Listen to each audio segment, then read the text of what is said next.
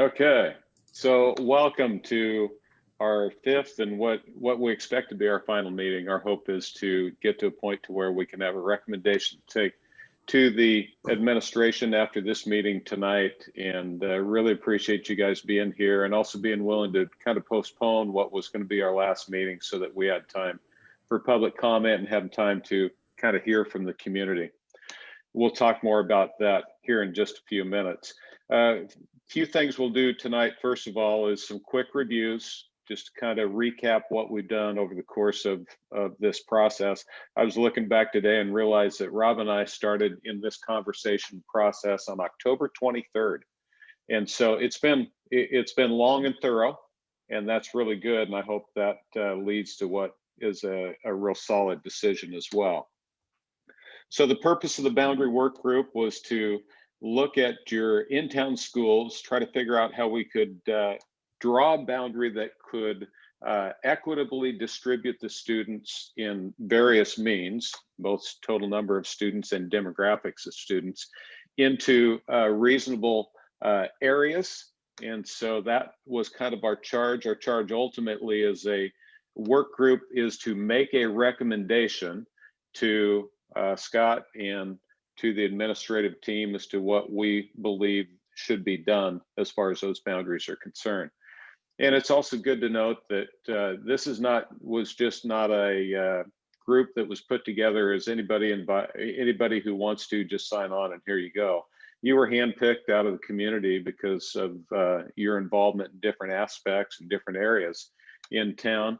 And I'll say that it's been really one of the better committees, groups that I've worked with, even though it's one of the larger, and it's the first one we've done entirely remotely, which is a whole new ball game. But as far as with all those caveats out there, it's gone really well, and it's because of you and what you brought to the table. So we know what our charge is. We've been working on it. We've had a lot of discussion, and tonight, hopefully, we're going to bring it to a point. We're scheduled to go from 6 to 8:30. If it takes all that time, great. If it's faster than that, even better. And ultimately, our goal is to come out of here united with one recommendation taken to the administration. So we're going to start today, as we've done in each of our meetings, with public comment. So Rob, you want to take that over? I will. Thanks, Randy. So we've been using, Silver Falls language around public comment, and so I'll read the script here and make sure that we give time to people if they want to jump on. So the board encourages citizens to share their ideas, opinions, raise questions, concerns, or compliments. If you wish to speak, you can use the chat feature that's part of Zoom, or you can email a request to feedback@silverfalls.k12.or.us, and I'll give you that again in just a second. Remember that we all model the way for our students, and we ask that you share your thoughts in a respectful way. Anyone providing public testimony is required to state their name and address. All public testimony is limited to 3 minutes for each individual. Up to 5 minutes may be granted to groups of 3 or more with similar testimony, so please identify your group and designate a single spokesperson. Due to time constraints, the maximum amount of public testimony is 10 individuals. When called, please state your name, your relationship to the district, place of residence, and the subject that you wish to address. The board will not hear personal complaints concerning district personnel or against any person concerned with the school system, connected with the school system. Public input from an individual should be new information only. Those repeating previous testimony will not be allowed to continue. And again, you can use the chat feature to request to speak, or you can send an email request to feedback@silverfalls.k12.or.us. And we'll take public comment now.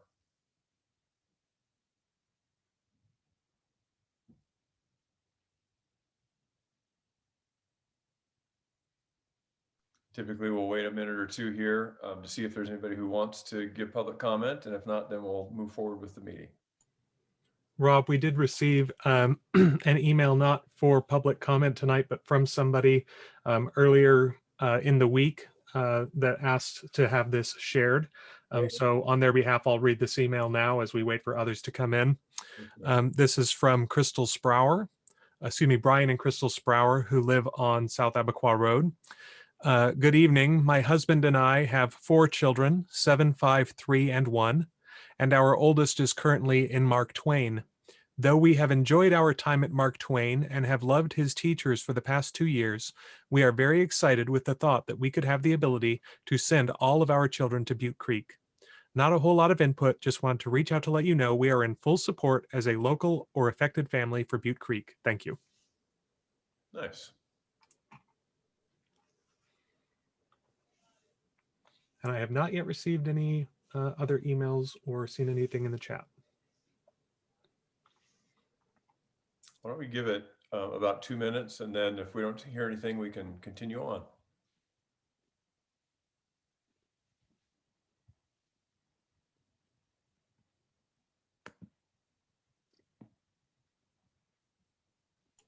Okay, we do have one person, Therese Stanley, if you want to go ahead and unmute your mic.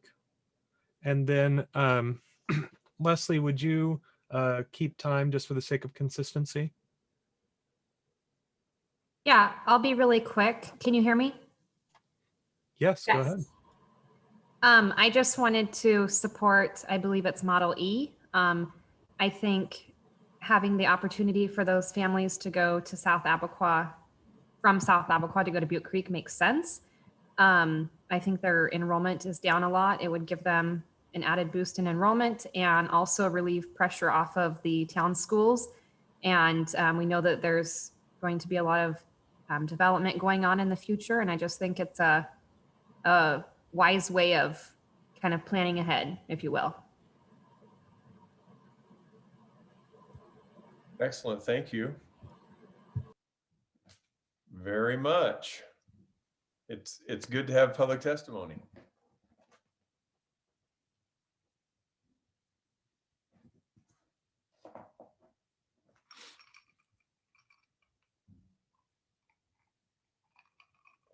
I hope everybody's safe at home. I think the travel's about to get really nasty out there. I just got back to my house about 10 minutes ago, and my truck is just coated with ice. So the roads were not slick yet, but I think in another 15 minutes, it would have been a mess.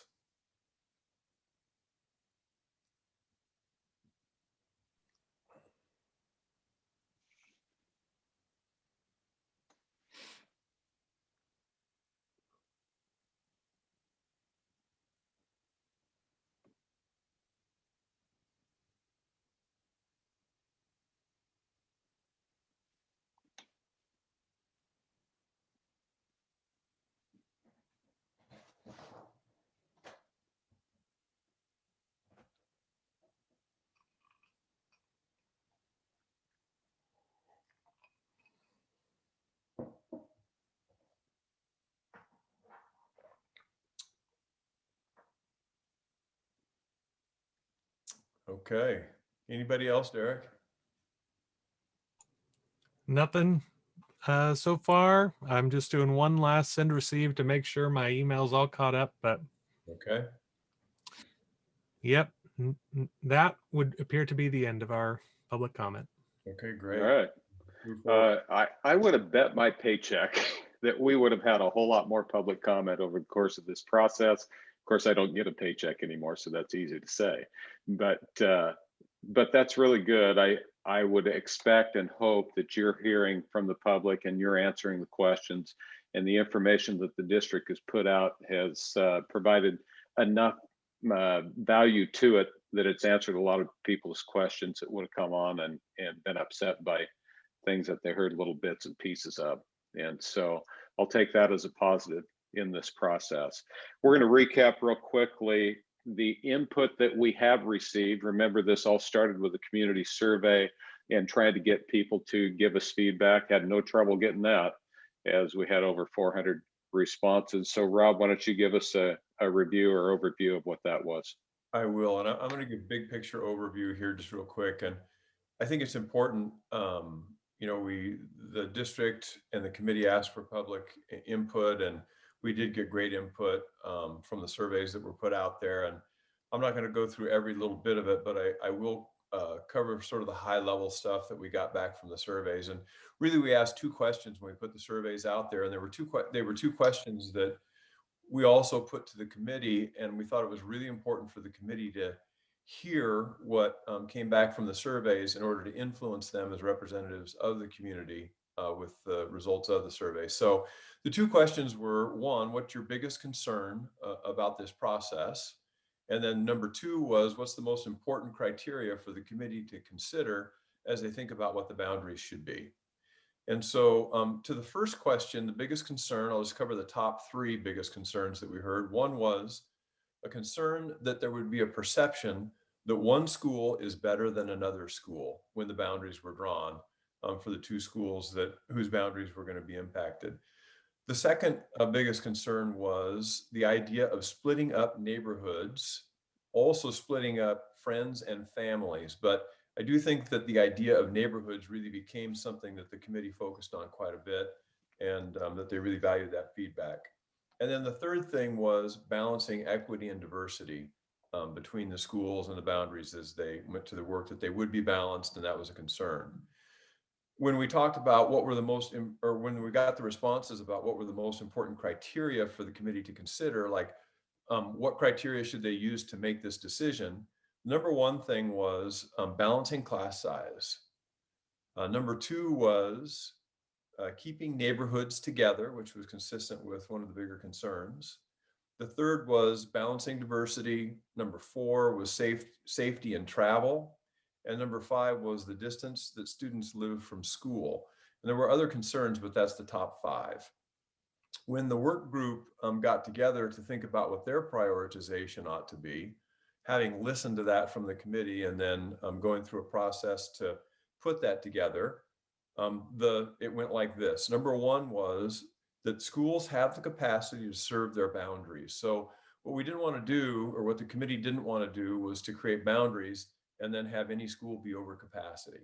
And so that was a really big concern, and one that, certainly we've worked through when we looked at options D and E and some of the adjustments that have been made, including the consideration of South Abaquah and some of the other adjustments. The second one was balancing student equity and diversity.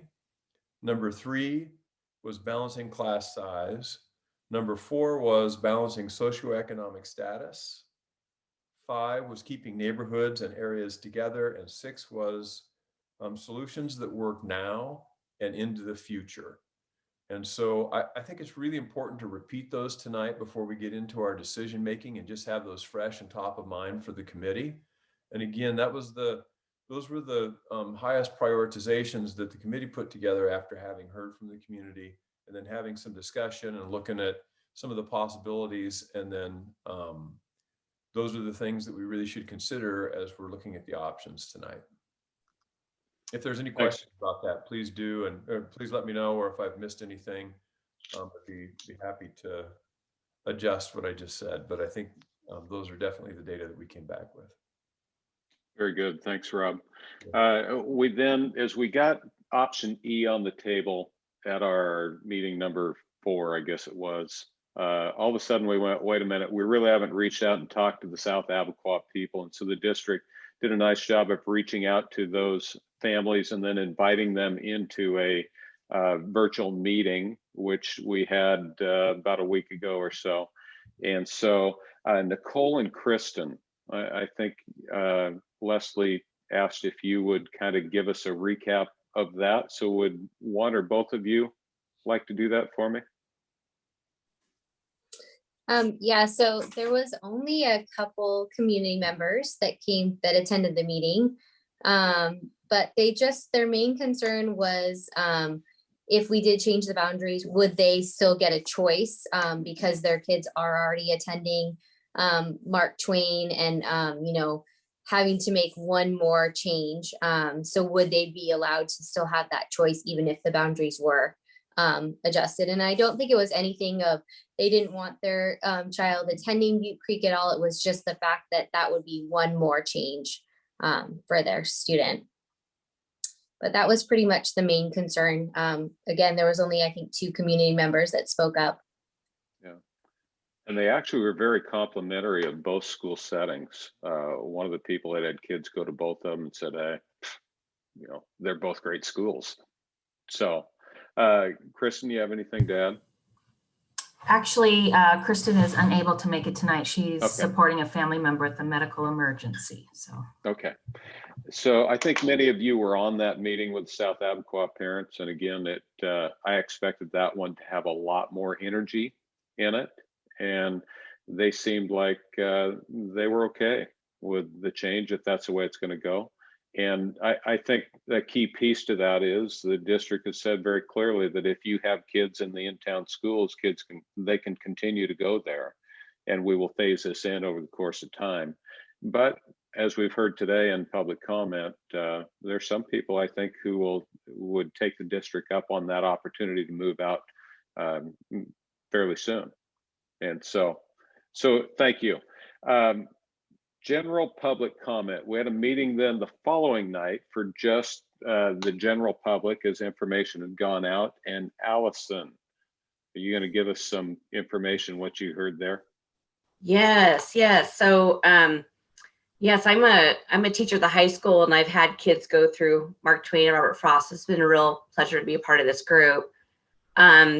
We opened it up last week just for public comment over the kind of finalized scenarios, and Steve gave a really nice overview of kind of what was involved and what those scenarios look like. And there weren't too many comments. I think the people that I heard comment are actually both on staff at those schools. And so a question about, had we considered future growth? You know, got some concerns about some of the land slated to be moved into houses, and Steve answered that question. We've already gone over that. I think those meetings where we talked about that are online and can be watched by the public. And then we just had a couple people need clarification about exactly where the boundary lines were, and those were resolved. So a pretty low-key short meeting. Yeah, I agree. And it was really nice to hear the questions, and yet at the same time, not a huge amount of concerns with what they'd seen in the maps and how that was drawn out. So thank you, appreciate that. And so those are kind of feedback that we've gotten since the last meeting. So I want to cover real quick, just a reminder of what our decision-making process is as we go forward tonight. Back when our very first meeting, we talked about how do we come to a final decision, and ultimately we decided that if we had 75% of the committee voting in favor of something, everybody on the committee would support that. Okay, and so that's kind of the goal the goal we're looking for is that everybody's on the same page. But if that doesn't happen, then we've agreed that 75% of the group is what the number is in order to move the group forward with a recommendation. So we've narrowed this down to 3 options, C, D, and E, and we're going to go over those just real quickly. Again, both in the map, what it looks like, in the demographic data that we have. You're then going to have about 15 minutes to talk in small groups that you'll have, and then we'll come back as a large group. We'll debrief from there, and then we'll take a vote and see where everybody is as far as C, D, or E is in the recommendation that we'll have going forward.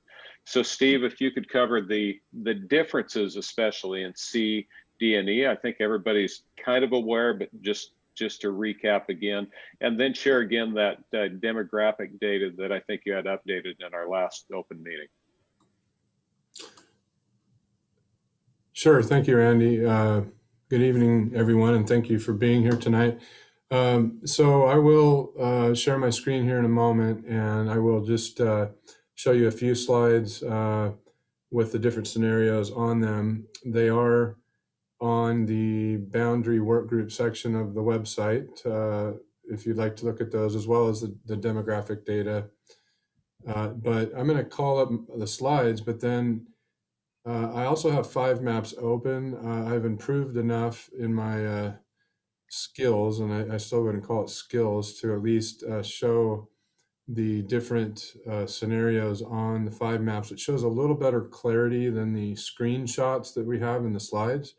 And there's a map and a satellite view. So I'll show those as well, just so you could see a little bit closer. I think that'll be helpful. So I'll go ahead and share my screen now. Let's see here. Okay. Everyone see a slide with the three scenarios, but E shown two different ways. Yes? Okay. So get my cursor back over here. This is where everything sits right now. Scenario C, just from a broad view, you can see scenario C has the Milltown neighborhood mostly going to Robert Frost. Green, Robert Frost. Purple is Mark Twain. Whereas you can see in scenarios D and E, the Milltown area goes to Mark Twain. That's extended up to about Webb Lake there. C, D, and E are all the same in the Pioneer area here. We'll take a closer view of that. There are some close-up slides on the link that's provided on the website, but we'll take a look at those here in a second as well. Also, C, D, and E also look exactly the same in town, so there's no difference there. So really, we have a difference between C and then D and E on the Milltown area, D and E being the same. And then the only difference between D and E is that E preserves the existing boundary out in South Abaquah, with South Abaquah going to Mark Twain, whereas scenario E has this section, if you can see over here on the bottom right, that's in kind of a different shade of green, so to speak. This part carved out and into the Butte Creek boundary instead. This one on the left just shows it without that area being highlighted, that's going to Butte Creek. So basically that's the difference between D and E, is that South Abaquah piece. And then the only difference between C and D and C and E really then is the Milltown area. So we'll go ahead and take a quick look at the close-up slides, and then I'll go ahead and take you to the map. So this is the way C, D, and E all look in town. And there's a bit of a jog over here from between Oak Street and Coon Street. It jogs over here. It carves out a little bit more to Robert Frost, all the way up to about, I guess that's 3rd or 4th Street there. So that's carved out a little bit deeper. Whereas the rest of it runs pretty much down Water Street out of town.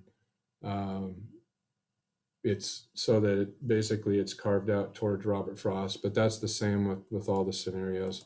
The Pioneer area is cut the same way here. And again, we'll take a closer look on the map, and that's the same with all the scenarios. Again, this is a closer look at C.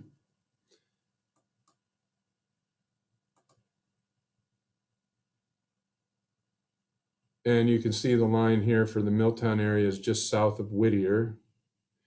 And then a closer look at D and E, which are exactly the same in this area. So it's just north of the Lincoln Street Park and up towards Webb Lake. And then of course E with the South Abaquah going to the Butte Creek area. Again, these slides get a little bit fuzzy, so I'm going to go ahead and take us over to 5 maps. Can everyone see the 5 maps? Okay, so what we have right now, and I'm sorry, I'm going to go ahead and have a hard time seeing. I'm going to cut my camera down here so I can see my whole screen. Everyone still see it okay? Okay, so this right here is scenario C, and this is just a cluster view of where students live. And this is our 1920 data. Here you can see Mark Twain and Robert Frost. And this gives you a little clearer view of the map. And again, this is C with the Milltown area going towards Robert Frost. And then you can see, if we get a little bit closer, little clearer views of the way the streets work here. So you could see through town, you could see First Street, and then you see the Oak Street jog there, and how it jogs all the way up here. This doesn't necessarily follow a road, but it clearly cuts where the hill is there up towards Abaquah Heights. So that's kind of how that works.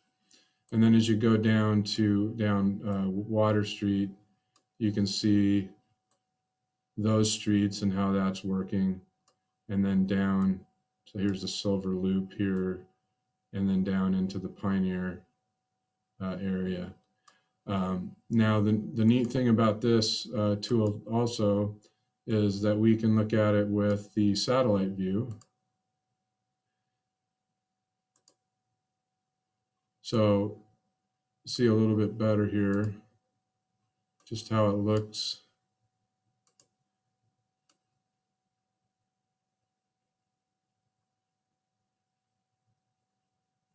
There we go. So you can see here's Robert Frost and Mark Twain, and here's how it all shapes out.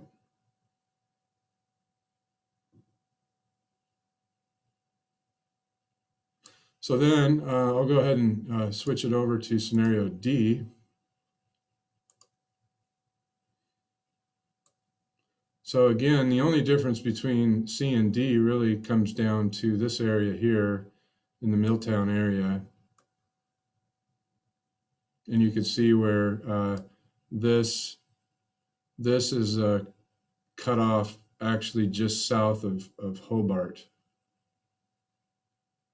But all of this would be going to Mark Twain, whereas in scenario C, this whole section from about here north would be going to Robert Frost. Again, the rest of the scenario looks exactly the same as scenario C. So then if we go ahead and turn it over to scenario E, I'm going to put the scenario E with the Butte Creek carve out here.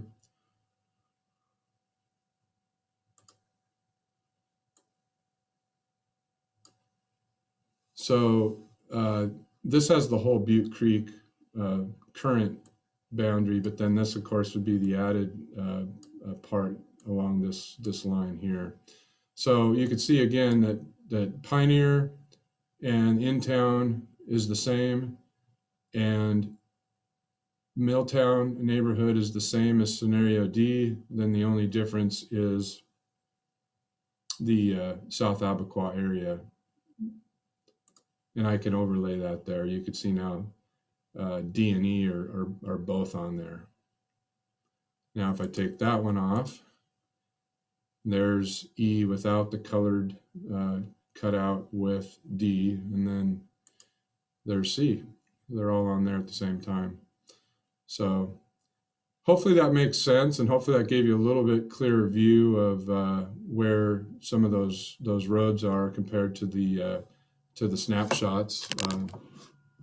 Sorry, I've got a 3-monitor setup here in my laptop, but the camera was blocking part of my screen. So as far as the demographics go, the way these break out here between C, D, and E, this is based on our 2019-20 data. And in 2019-20, there were 763 students between the two schools. This year, obviously, there's less, which is why we went back to 19-20 data. And there's 699 of those 763 students that actually live in the boundary, the town boundary. And you can see in C, D, and E the percentage breakdown between the two schools. We were working with a capacity of 450 for Robert Frost and 350 for Mark Twain. That put us at around a 55-45 or 56-44 split, give or take a percentage point or two either way. So you can see the differences between those scenarios. And in scenario E, we actually go from 699 students to 677 students because of the South Abaquah carve out. Then you can also see the other factors, free and reduced lunch students, students on individualized education plans, special education students, ELL students, and then the ethnicity diversity breakdown there. There's really not any major differences between the scenarios there. They're all very similar and give us the total population breakdown between the schools in a fashion that we needed in terms of being able to meet the capacity requirements that we had. So, does anyone have any questions for me before we move on? A lot of great information there, Steve, and you obviously become much more proficient in how to deal with really a program that made this save weeks of time in this process. And so I appreciate that. Any questions on the demographics or any of those maps? We've really boiled it down. The group that worked and added these scenarios really boiled it down to something that I think is pretty understandable and simple. I just have to say, I don't think I've ever participated in a boundary process where there's better clarity about the exact boundary lines, where the roads are, what it looks like, and the student makeups or student demographics that go along with it. It's really really nice to have that product, and just good job, Silver Falls, for making the effort to get a hold of that and making it work. Yeah, spectacular, really. All of the data that we asked for in this process, trying to balance these two schools out, has been put right out there for us. And you can see what the different scenarios look like. And fortunately, most of those scenarios, although you can see some small percentage changes, fortunately, all three of those scenarios would probably be in what you would call an acceptable range of not having a school of haves and a school of have-nots, which was one of the community's biggest concerns to start with. What you've created are two schools that are fairly equal based on the size of the schools that you have to put kids in there. And so very, very nicely done. Any questions on that? Again, a lot of review through all this, but that's sometimes what you have to do to get to your final decision. The next step we're going to have is to go into small groups. It's only going to be for 15 minutes. You've had these discussions before. Ultimately, I want you to look at the three different scenarios, C, D, and E. You see what the differences are. The Milltown difference and the South Abaquah difference are really the two main ones that we're talking about. Talk about what the advantages of each one are, disadvantages are, and then if you as a group are all on the same page, you're welcome to come back and report out what page that is, if you're in the C camp, D camp, or E camp. But we'll let you, and maybe you're not all on the same page, and that's fine as well. But I think you need to have that discussion in your small groups now. It is, we're going to say it's 6:40, so at 6:55, we're going to come back. We'll have a short discussion report out after that, and then we're going to vote and kind of see where we are as an entire committee. Leslie and Derek will have put you into groups. Those of you that are not in groups will take about a 15-minute break. And again, at 6:55, we will all be back. All right, Derek, you can take over. Thank you. All right, groups are open, and we'll be putting a slide on the screen indicating that we are taking a break until about 6:55. Thank you.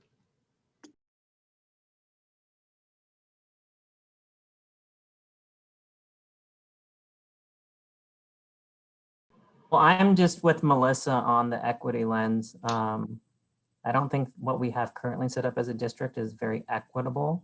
You'll have parents that are strong advocates for their child and will fight to get what they want, where some don't. And we need to reach out to those parents and families that don't, aren't strong advocates, you know, to reach that equitable lens. So I do hear some conversation about the district's current policy, and that there are some committee members who think it needs a review.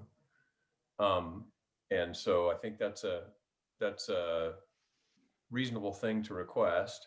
But for the committee's purposes tonight, around the decision of whether or not there would be any kind of a phase-in plan that they would recommend to the district around the in-district schools and or the South Abaquah area. Does anybody have a proposal that they would like to make? Previously, we've kind of said that we would let fourth graders do that. There's some questions about whether or not that works completely. I hear Leslie say, if we got into a problem where it was jammed up with fourth graders, we'd revert to the district's equity, or we'd reverse the district's transfer policy to make sure that it didn't overcrowd a single school over the other school. But if there is somebody who has a proposal that they'd like to make that the rest of the committee could consider, and then we could take some kind of a straw poll on that to see if we are close to a decision on this, that would be great. So I had a teenager pop in, so I got distracted for a second, but would it be possible to say, you know, that it is like it, and I'm not saying necessarily for just fourth graders, but for across the board, that people that do want to switch, and maybe some of the fourth graders, if to make sure that there's not a numbers issue, but that you can apply to transfer, but not necessarily on a first come, first serve, but, you know, based on needs and other factors, you know, teacher input, principal input, or some kind of where they can apply to transfer, but it's not necessarily just first come, first serve, that there would be some other factors, you know, to determine if, you know, if there's room, but also if there's too many people, and, you know, kind of keeping some of those kiddos who really need to stay, or, you know, whatever in mind. Does that make sense?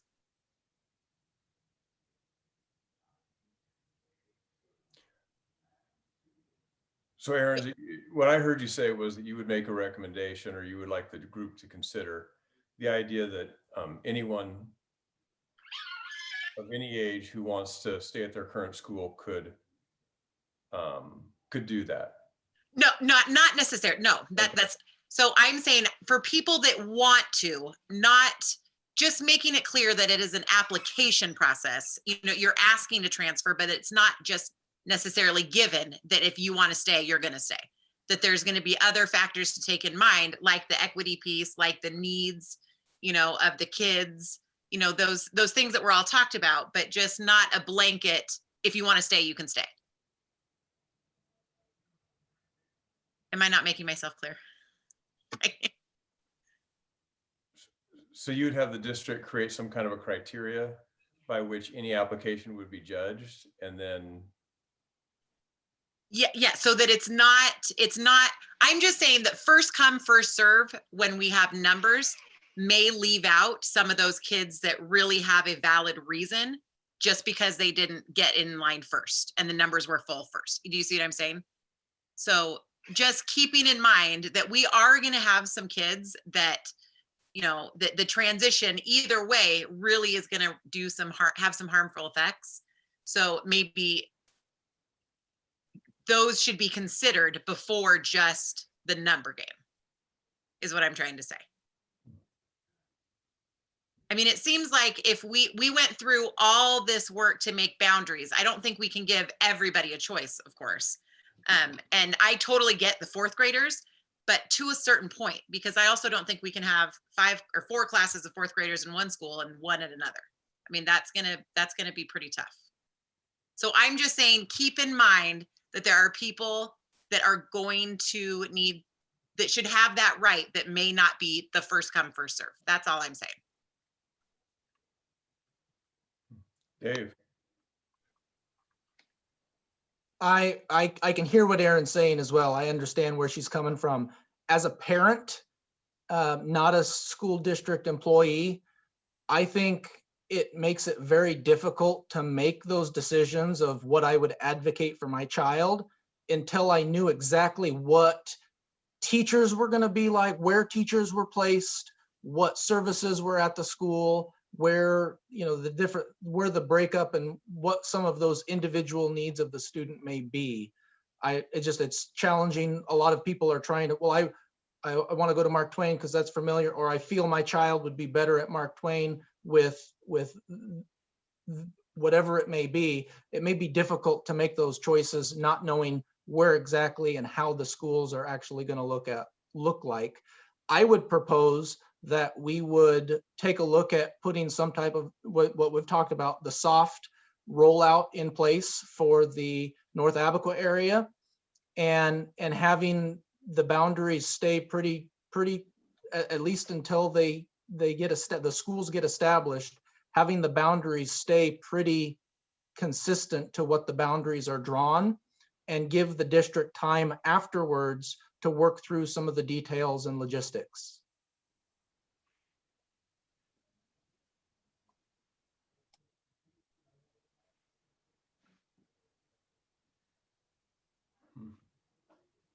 So That was it. Sorry, go ahead, Dave. I was just saying that was it. There has been some additional, or there have been a few other comments in chat. Michelle Stadley also had her hand up. Michelle, did you still want to contribute? Yeah, I was just going to reiterate what Aaron was saying. I think that because the situation is new and is different, that there should be a bit of a different process for families. This time, I was also on board with Kyle Palmer's statements about you just kind of got to rip off the Band-Aid. But I also think that if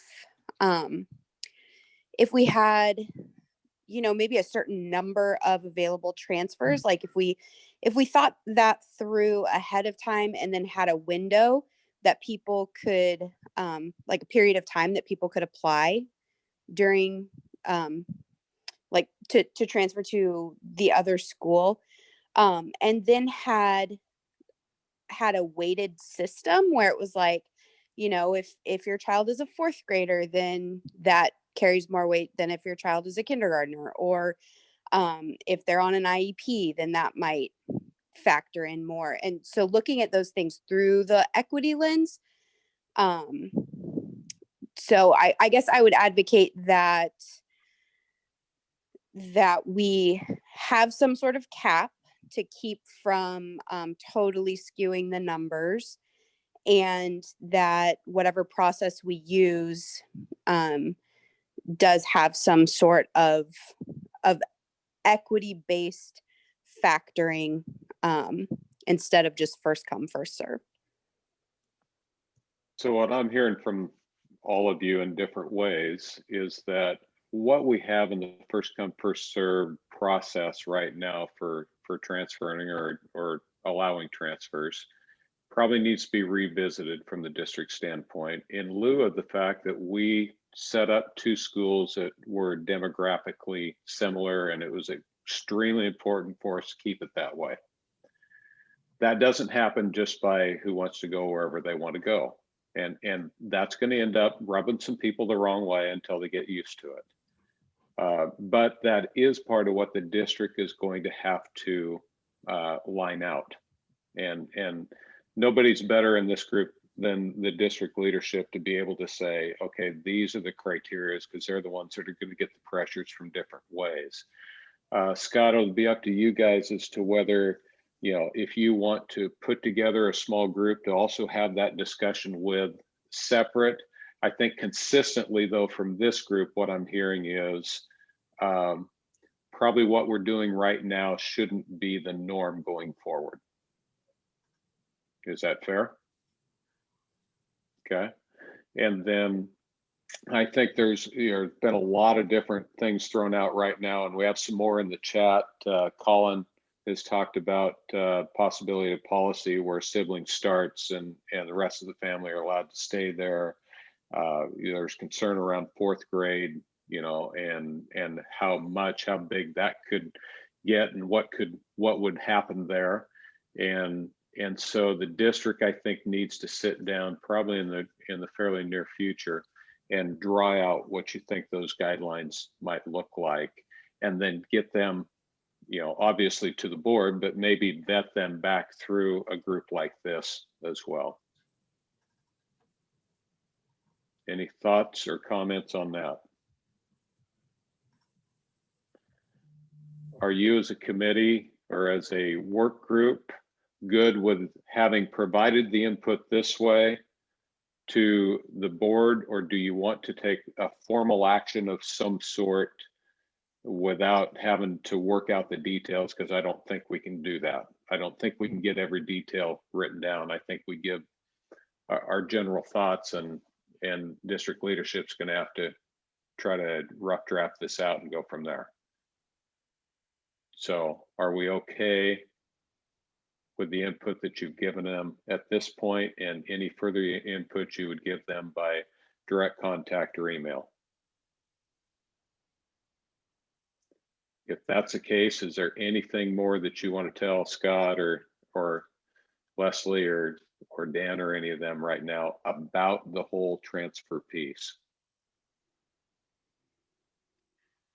I'm looking at this comment from Courtney about the busing. So as it stands now, we don't normally provide busing for transferring kids unless it's like in the path already. Okay. So why would we provide bus service for 5th graders just because they wanted to stay at their school if it wasn't their normal school? I think that would kind of set a precedent that we wouldn't want to keep going. Yeah, that could be one way to maybe have families decide to go ahead and go with the school that they are assigned to if we did provide buses.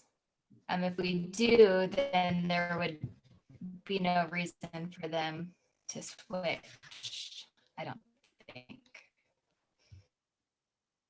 I think if we make it really easy for them, oh, you don't want to go to the school you're supposed to, well, we'll bus you to the other one. I think they're gonna, just makes it too easy.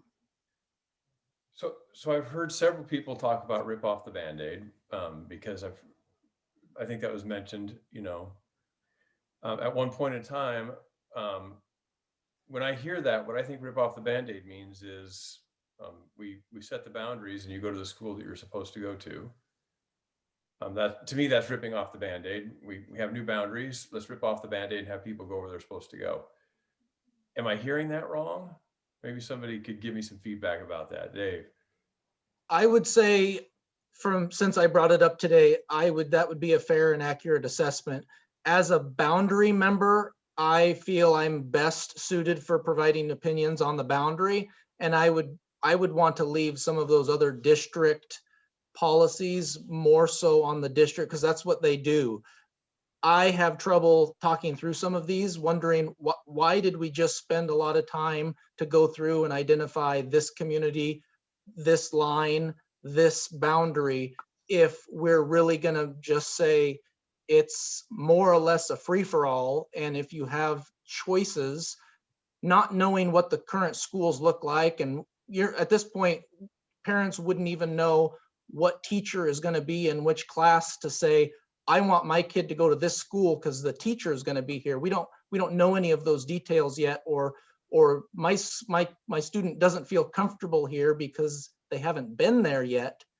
I would wonder, yeah, why would we take the time to adjust the boundaries at all if we're not going to have somewhat of a strong adherence to what we had just set? So the reason I asked the question is because, I mean, that certainly is a very valid recommendation that the committee could make if that's what everybody thinks, that the committee's recommendation would be that the new boundaries are the boundaries and that students should go to the school that within the boundary where they currently live. And if the committee wanted to make that recommendation, it would be a really nice, easy recommendation. So I put that to the group to see, you know, if there's any thoughts about that as a possible recommendation. Can I can I just add one additional thing to that? Once again, I'm a community member and a parent. Education and student behavior, student psychology, those type of things are not my expertise. The only thing I would add to your recommendation would be that the district just look at the process, review it, and then make some adjustments based off of this is what this is what the district does best, looking after our kids, and just after a period of time, review it and make changes or adjustments as necessary. Okay, great. What I have heard consistently from the group is pay attention to the demographics that we've created within these two schools and don't let those change.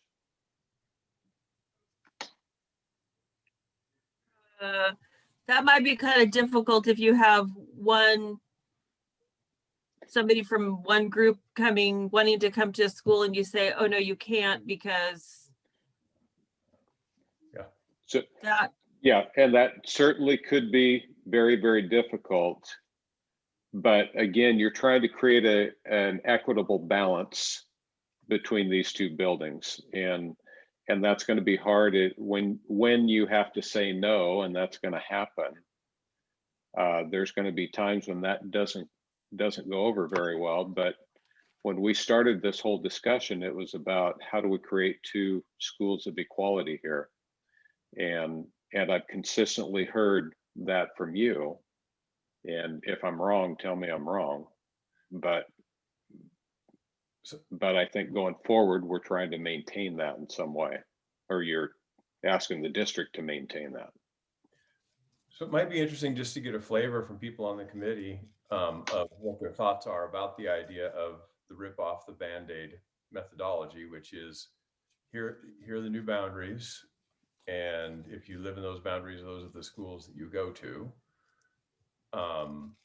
So as that is a possible proposal that you all would make, I just would like to get a flavor of that from, yeah, I really like that, I don't know, or no, I really hate that. Can you put your hand up and give me one of those? Yes, I really like that as a idea. I don't know, and no, I really hate it.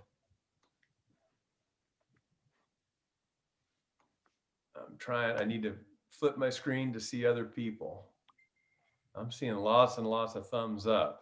In fact, I don't see anything but thumbs up. Is there anybody who's a sideways or a down thumb that wants to talk about that?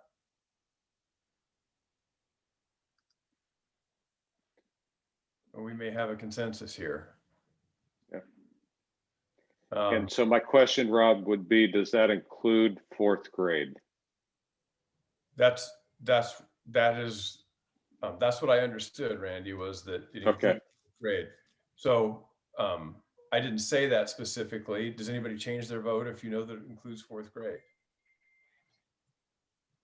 Okay. So I probably shouldn't be the person that makes the recommendation, but my encapsulation of this would be that the group would recommend to the board and to the administration that students who live within the new boundaries attend the schools in the new boundaries, and that starts next year. If there's anybody who wants to have it be different than that, now is your opportunity to speak up and for us to have further conversation. Dave. Once again, I personally, I would just add that the district revisit it after it gets going for a while. I can just think of one example of maybe siblings not living in the same household, but the requests come to the district that they attend this, a split family where siblings may not be in the same household, asking to attend the same school. And if once again, just as would those type of things be looked at differently than the normal transfer? Asking the district just to look at that after the schools are established and after the boundaries have been set and there's a little bit of time in the schools. Does that make sense? Yeah, I think, Dave, you're talking about an exception, and there's with every process, there's going to be some exceptions personally that are made. But I think what Rob's kind of asked you guys about is, in general, as a group, are we going to recommend that the boundaries are what we've drawn the boundaries as, and that's where we expect you to go? for next year. And the district then will have to use their best judgment in dealing with the other requests. Now there's a question from Aaron, is the transfer policy still the same? And would that still kind of exist? I see head nods, so I believe it would, but there would also be a gatekeeper on it, so it's not just about space. Okay, I see lots of head nods, thanks.